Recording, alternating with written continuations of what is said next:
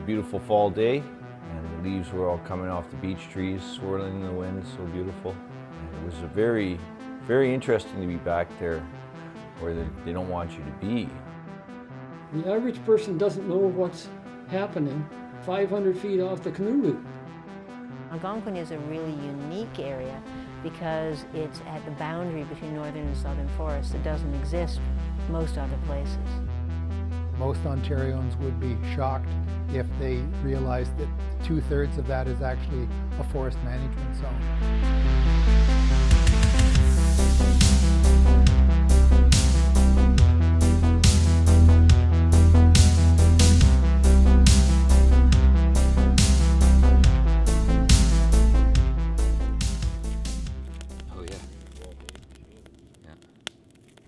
Well, you guys saw the clear cut near there, right, you were saying? Mm-hmm.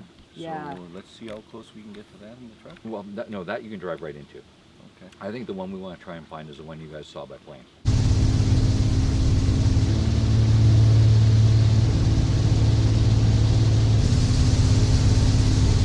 So I think there's actually a lot of logging around this. Back end down of in there. Grand Lake. Well, it's 9:30, so I think let's have our coffee and let's hit the road. Yeah. 'Cause time's gonna keep ticking. Let's do it.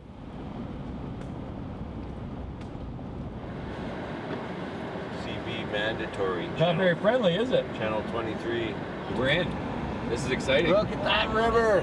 Fuck, this is nice. I love it. This is probably where you guys saw, right? So this is an aggregate pit.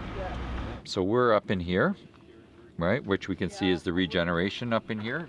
This purple here is regeneration. We're just on the northeast of the Radiant Lake here. So this is the purple. That's regeneration, which is what we're seeing. So we're gonna go down the road a little more, maybe where we saw that truck come from, and past the lake and then head up to the west side of the lake, which the green is the scheduled harvest area. This is from 2020, 2021. So we're gonna check that out next.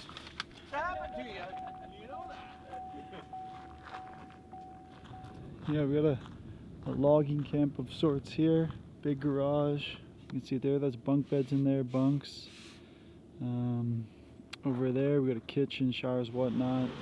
Saw some big trucks go by, but it's a little bit too far and too dangerous to go down this road. But definitely action going on down farther and deep that way.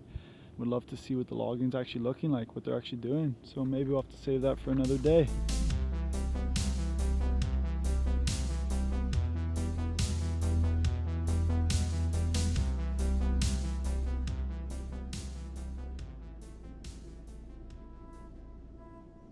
The Algonquins living here thousands of years, living sustainably throughout the territory with different bands, with their chiefs.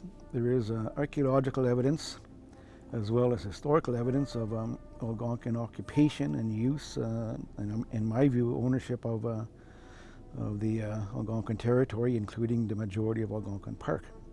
The land and the territory was the basis of their economy, and that was their livelihood. And in order to survive, they hunted, fished, trapped, and gathered and used the resources sustainably. The logging began probably around the 1800s to the 1830s in the eastern part of the territory. And I guess as the land was being clear cut, of course, they had to move further and further west to continue cutting. Just like start pushing back the animals. And they start complaining about they used to live rich and well clothed and looked after their families very well and well off. And then their wives and their children were dying because the constant fires and cutting down of their majestic forests. So eventually, as the population and settlement occurred and the logging continued, then they started petitioning for smaller plots of land. Okay, can you at least give us a little bit of land that we can have some certainty? Well, I guess the 3 areas of land, Bedford Township, which was cancelled because of the logging, and then Chief Peter Sharbert in the Nightingale Township, that quarter of a township was set aside, but then cancelled because, as I mentioned earlier, the park was created to some degree to continue operations of forestry as well as to be a park generally for animals and wildlife. And of course, they said they can't have Indians living in a park with these objectives. So they canceled that, and and they were moved out. Algonquin Park was created in 1893. At that time, there was already substantial logging going on. The point of the park was to continue the area as forest, so there would be a continuing supply of wood, as opposed, as I say, to cutting it all down for agriculture, which happened to most of southern Ontario. So I'm not surprised that the logging companies were in favor of keeping the farmers out. Logging was intended from the beginning to continue to take place in the park, but that initial tension between logging and wildlife and recreation was present at the beginning and continues to be present to this day. It's a bit strange, really, because Algonquin retained its forestry where most other protected areas in the world didn't. And Algonquin couldn't really make up its mind about what it wanted to be. Part of it became a modern protected area, and part of it became a forest management area. And that is confusing to people because we see this big block of Algonquin, which is 7,600 square kilometers on the map, but actually only a third of that is a true protected area. But hardly anybody really understands that from a public perspective.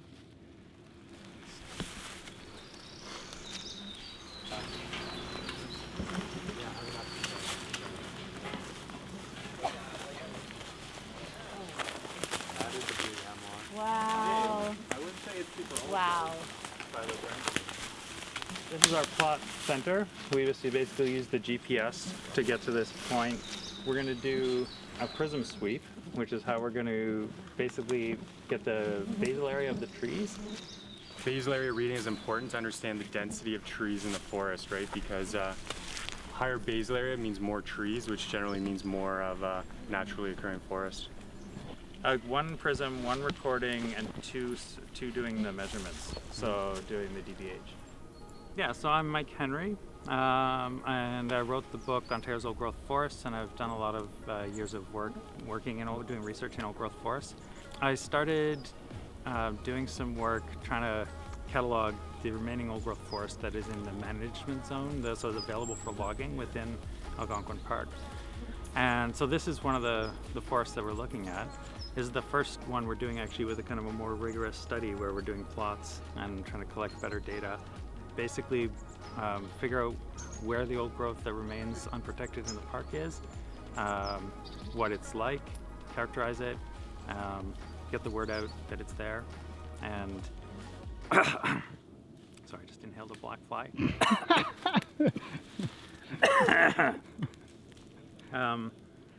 Yeah, with the idea of making change in Algonquin Park. And so this is why we're doing the research, because we need to shine a spotlight on it. And once it gets public attention, if we can get it into the media, and we'll get it into the media by finding very old trees in some of these forests that break records potentially. And that really shines a spotlight on it, and then it forces change and properly protect the remaining old growth in the park. Industry is not going to change without us doing something, so that's why we're here.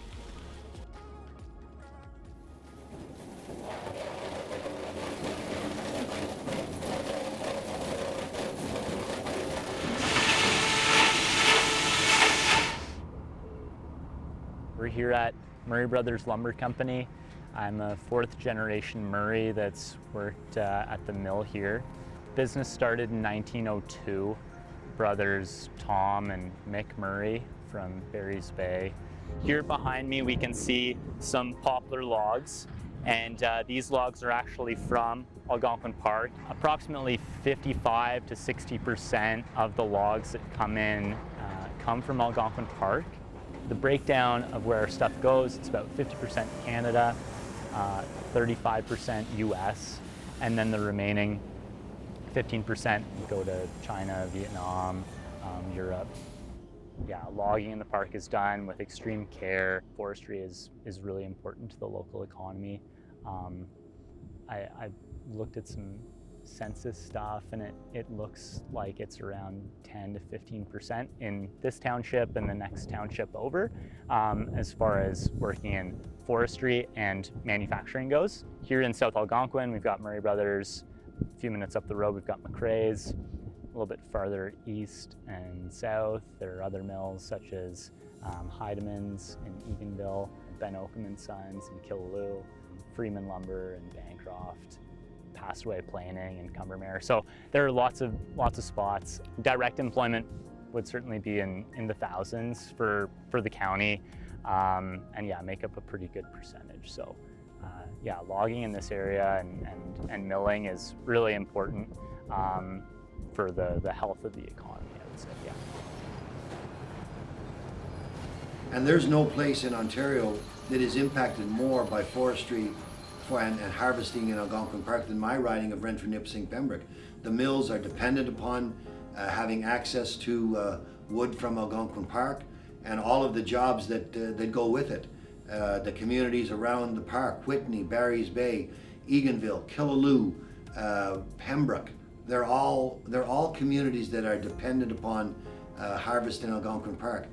The park is a business as well, and to be able to carry on the harvest actually enhances the ability of people to enjoy Algonquin Park. It makes it safer from the point of view of being less susceptible to forest fires because the trees that should be harvested are being harvested. The old growth that should be removed is removed. The harvest that takes place in the park touches only about 1% of the area of Algonquin Park in any given year. Really best practices that are being employed while they're conducting the harvest, when the average tourist or visitor to the park doesn't even know it's happening. That's a Paco 10. It almost looks like birds flying around a pine tree, but that's 10 wolves. That's on Rock Lake in Algonquin Park. Pretty seldom that's seen anymore now. I worked in the park for 35 years. As my career was drawing to a close, I could see downsizing coming and actually happening, and I felt if I retire now, the projects and people that I've been working with and I feel are important are probably not going to continue on. That's how it was born. Algonquin Eco-Watch lasted for 23 years, 23 very enjoyable years. Well, our major goal was to try to encourage the planners to make a sustainable forest management plan that took into account everything. Birds, mammals, water, fish, because it's just too easy to forget there's a lot going on in the forest there, and if you're simply cutting down trees so you get a certain amount of wood to go to the mill, you're often not thinking holistically. And that was our first major conclusion when we looked at the plans of Algonquin Park. They were not thinking holistically. What they were thinking was, how much wood can we get to the mill?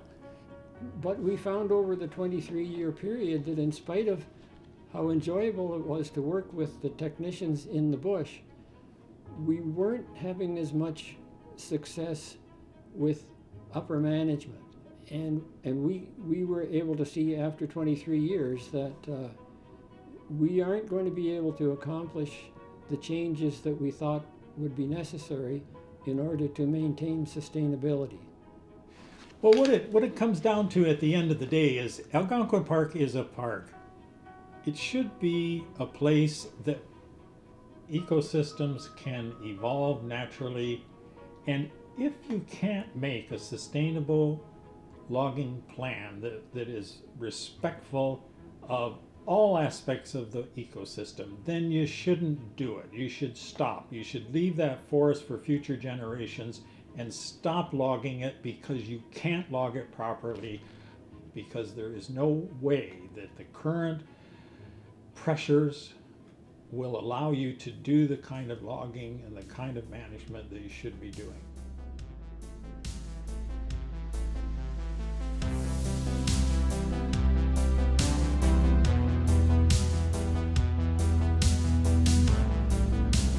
So what are we doing in here today, Mark? We're going for a beautiful fall drive, and we are going to go into the part of the park where we saw the heavy logging equipment coming out about a week and a half ago when we were up here last time. Oh, another truck. When Here you we can go. hear him, when you can hear him, he's coming. Damn. That's the third huge Third truck. in 40 minutes. So it should be pretty close to set up for your height.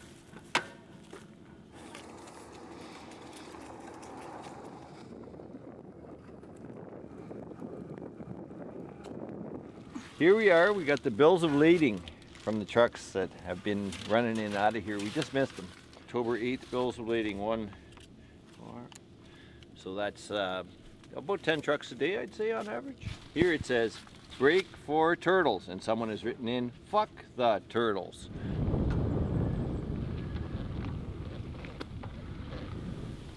Man, oh man, some of these hemlocks are really nice. Were really nice.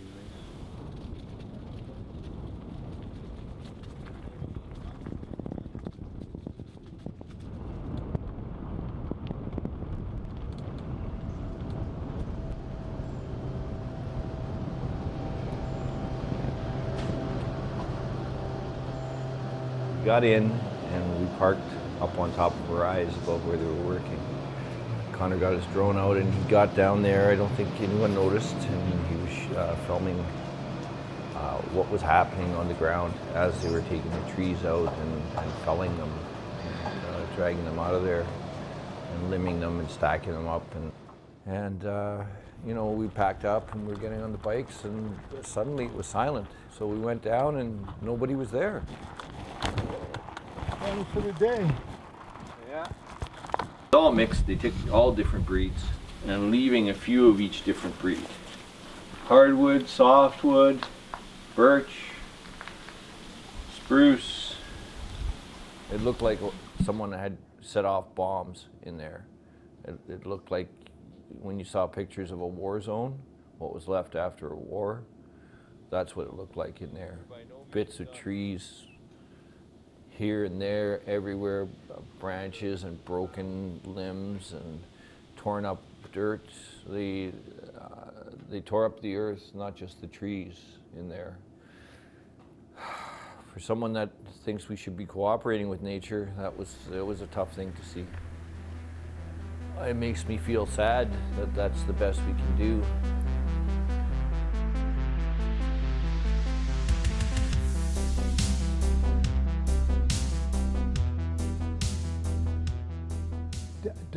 Does logging affect ecosystems? Sure.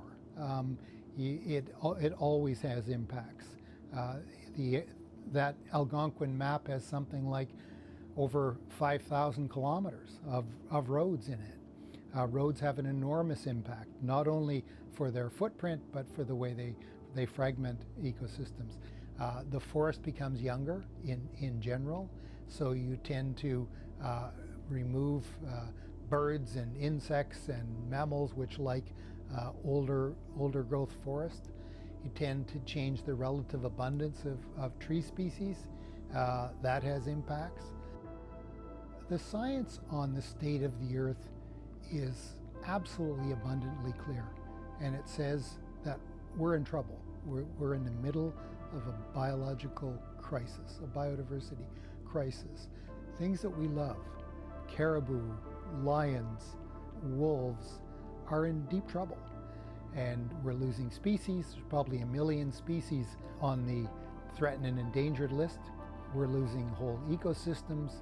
We're losing ecosystem services that we depend on, fresh water, clean air, and most of the drivers of that kind of biodiversity loss are simply habitat loss. And that's why you don't want to have large-scale industrial processes occurring in them. Canada has formal international commitments to protect natural ecosystems. 17% by 2020, 25% by 2025, 30% by 2030, and we're not doing it. I wish I could say Ontario is doing great, but they're not. A couple of pieces of evidence. The Canadian Parks and Wilderness Society last year submitted a report card on how well the provinces and territories and the federal government were doing towards nature conservation. Ontario got an F for failure. It's made almost no progress to moving towards 17%. I think it has protected since 2012 an additional 370 square kilometers, which is peanuts in moving towards 17%. And in 2018, the current government dropped that target altogether. It just removed it. So there's no conservation target in Ontario. What we've seen from the Ford government has been a series of relentless attacks on environmental protection at all levels throughout the province. In a sense, it's not surprising that one of the first things he did was to attack me because I was the watchdog. And, you know, when you want to rob a store, one of the first things you do is kill the watchdog because otherwise an alarm gets raised. When I had been commissioner for 3 years, the Ford government was angry that I criticized their destructiveness on climate. And they passed special legislation to break my contract and abolish my office. As it turned out, my office went out of existence on April Fool's Day of 2019.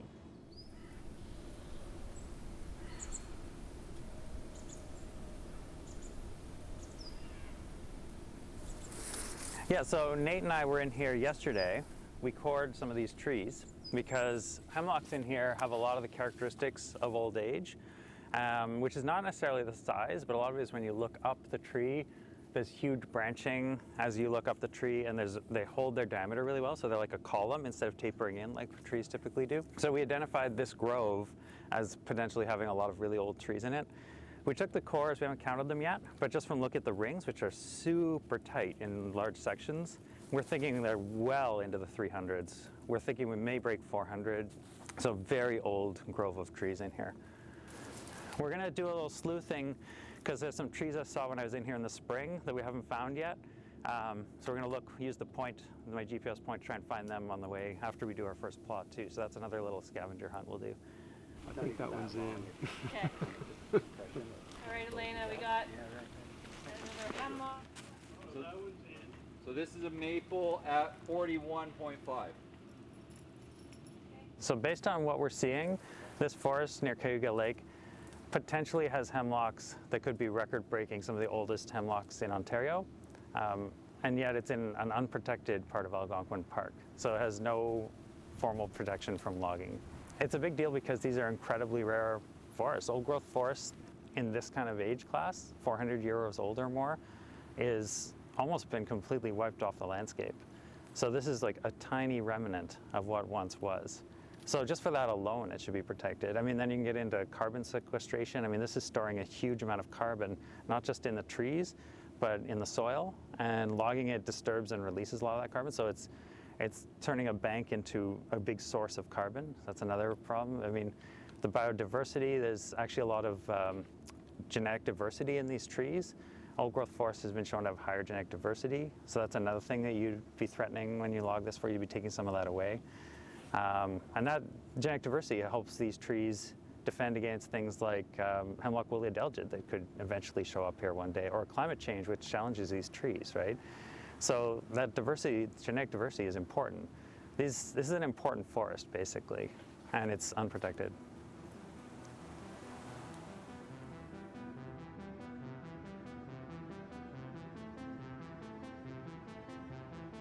Bringing it home to places like Algonquin, protection is really important.